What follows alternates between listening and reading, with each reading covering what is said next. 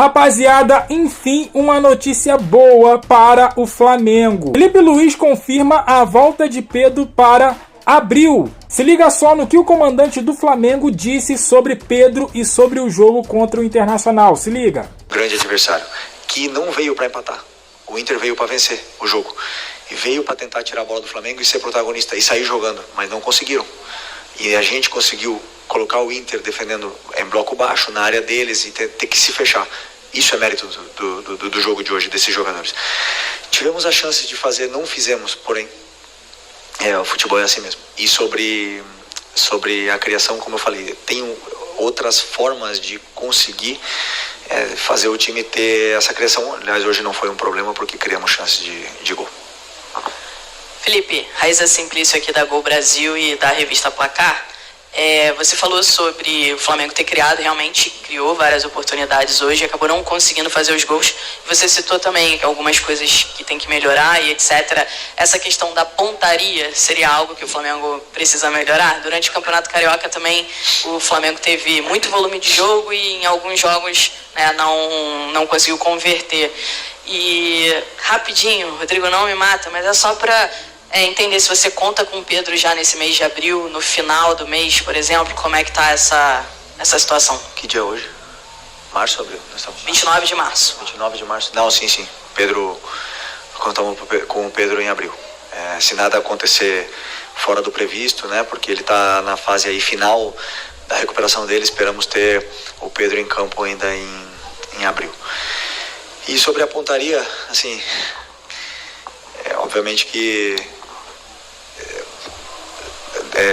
os atacantes vivem de números de gols e durante a temporada passam por altos e baixos, né, nesse quesito tá fino na frente do goleiro, tá frio e tá mais gelado, né? Esses atacantes precisam desses gols para se soltar e poder criar. Então vão ter dias que assim, a bola não vai entrar, como foi hoje, que o Juninho teve 2 ou 3 chances.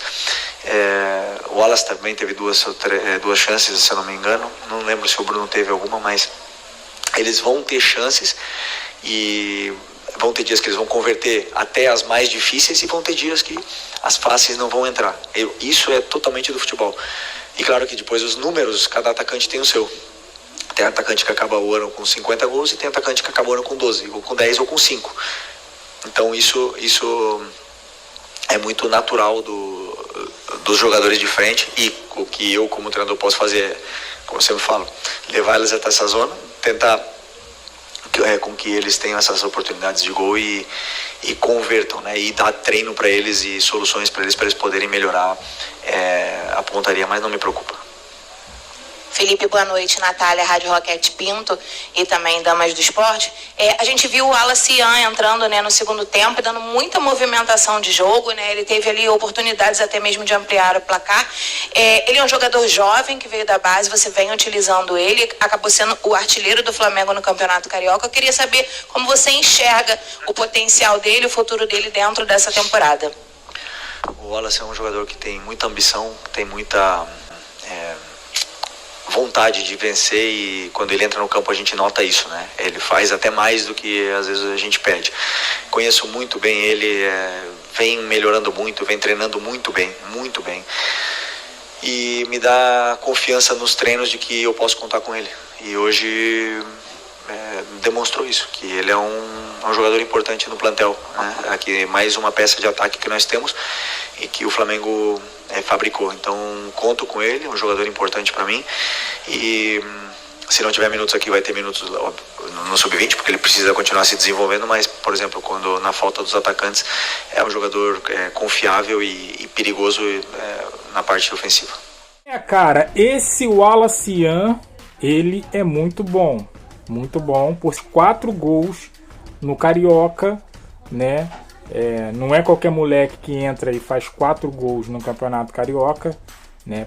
Apesar de ser um nível bem baixo o campeonato, mas não é qualquer um. Em relação ao Pedro, ontem a gente pôde ver que o Pedro tem feito e faz muita falta nesse Flamengo. Pedro é goleador. Quando o Pedro joga, é quase certeza, 99,9%, que vai sair gol. Se não dele, mas ele fazendo o pivô para outro chegar e colocar na cara do gol. Essa notícia, ela vem a calhar demais com o momento que o Flamengo atravessa, né, com essa pontaria dos atacantes meio abalada, vamos dizer assim, né? Ontem a gente pôde ver que o Flamengo poderia ter feito 2, 3 gols tranquilamente, se não fosse a pontaria errada dos nossos atacantes. Eu até concordo com o Felipe Luiz que vai ter dias que uma bola muito fácil não vai entrar. Concordo. Mas isso já é corriqueiro no Flamengo. É corriqueiro. Felipe Luiz arma, como ele disse aí, arma o time para criar e cria muito. O Flamengo cria demais as jogadas e na hora da finalização peca e bem. Então assim, a volta do Pedro é sensacional para esse time. E vale ressaltar que o Pedro e o Felipe Luiz ainda não atuaram. Felipe Luiz ainda não teve Pedro para comandar dentro de campo. Pedro não jogou com Felipe Luiz. Então assim, isso aí eu aguardo ansiosamente por isso. O Pedro jogando com Felipe Luiz. Por mais que o esquema tático do Felipe não proporciona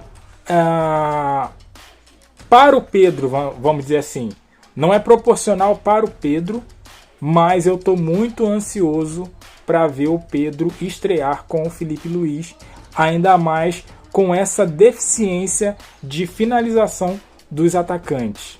Então Pedro, já esse mês de abril, que já inicia essa semana que vamos entrar, né?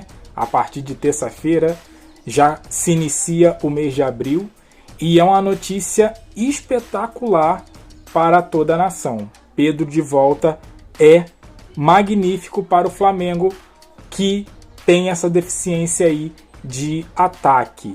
E eu discordo um pouquinho do Felipe. Ontem, a princípio, o jogo, como eu falei no vídeo passado, o Flamengo entrou morno. E o Internacional parecia que não queria perder. Eu vi esse jogo no começo. Com essa, vamos dizer assim, não entrega do Flamengo nos primeiros minutos do primeiro tempo, o Internacional deu aquela olhada e viu, opa, dá para eu tentar alguma coisa aqui. E aí começou a crescer no jogo. Fez o gol, né, numa falha lá na intermediária do Inter, que culminou, né, na jogada do Alan Patrick, dando para o Bernabei, e o Bernabei para o Bruno Henrique, do Internacional. E aí saiu o gol, um bonito gol, né? Bruno Henrique pegou de primeira. E daí para frente o Internacional começou a crescer. O Internacional não passava da intermediária antes desse gol.